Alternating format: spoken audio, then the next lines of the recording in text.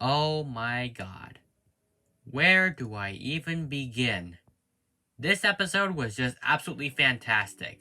This is the type of great storytelling I love to see from Tired Tail and G5 as a whole.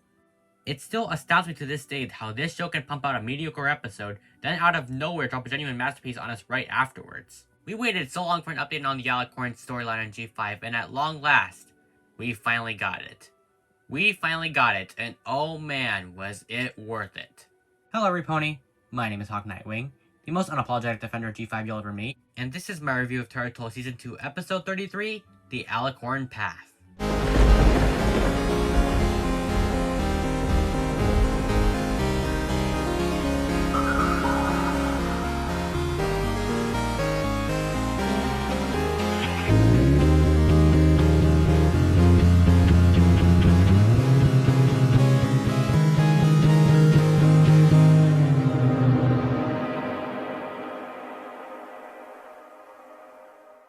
The episode follows Sunny wanting to learn more about what it means to be an alicorn after she discovers the mysterious new room. After getting kicked out of it at first, she asks the mysterious voice about what the tapestry she was curious about is, and is given a little history lesson on the good and bad side of alicorns. The bad side terrifies her, however. She asks Misty if there's good in her. Misty assures her that there is, and that she could never be evil. The two go back to bed, and the episode ends with a stinger that the tapestry is alive.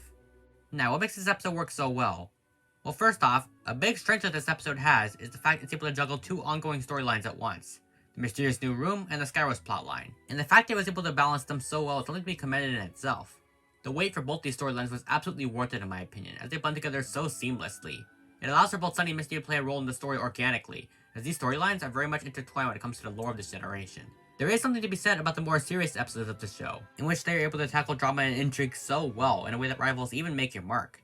It's an aspect which really only started to come into play after Tired Tail was cancelled, which is very unfortunate. In this case, G5 continues the PTSD trend by focusing on Sunny once again, and her personal quest of discovering what it means to be an alicorn. We know she's been struggling with this for a while now, and like I said before, this arc of alicornhood was something I really loved about the lone alicorn, so seeing the storyline picked up here was very refreshing to see after all this time. Sunny's insecurities are really put on full display here, and we're allowed to see what her greatest fear is. The question of who she's meant to be haunts her, keeps her up at night. That tapestry, the answer to her greatest fear in plain sight. So close yet so far. She wants answers to who she's supposed to be, what being the only alicorn really means for her.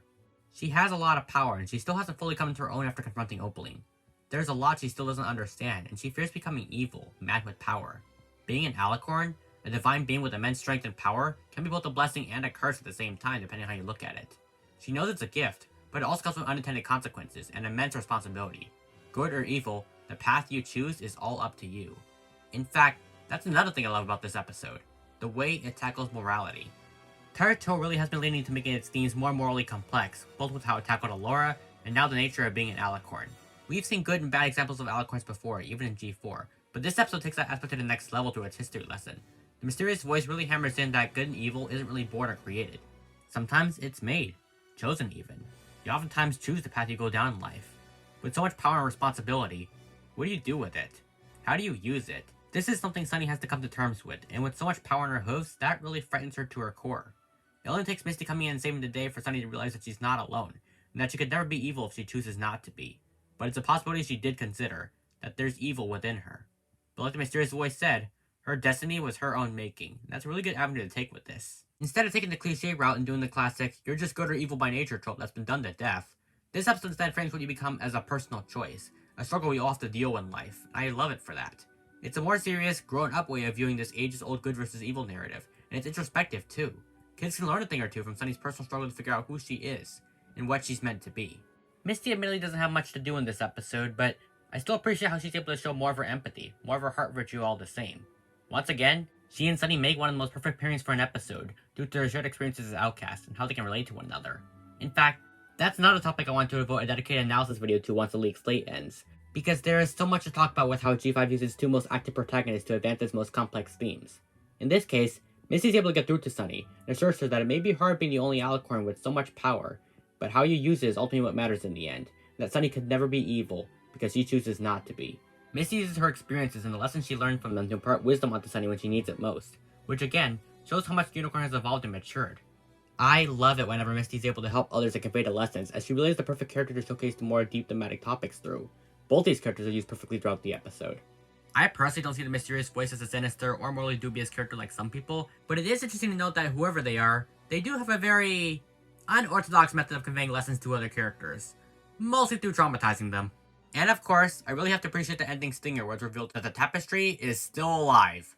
Oh boy, spooky. Possible set for Special 3? Maybe. Too bad we'll never get to see it. Thanks Hasbro, you're the best! What can I say except, this really was an incredible episode, and another example of Territory really stepping up its game when it comes to the quality of its stories. This episode really shocked me with how good this show could get at times. But, what do you guys think of this episode? Feel free to let me know in the comments below. Until next time, this is Hawk Nightwing signing out. Hoof to heart.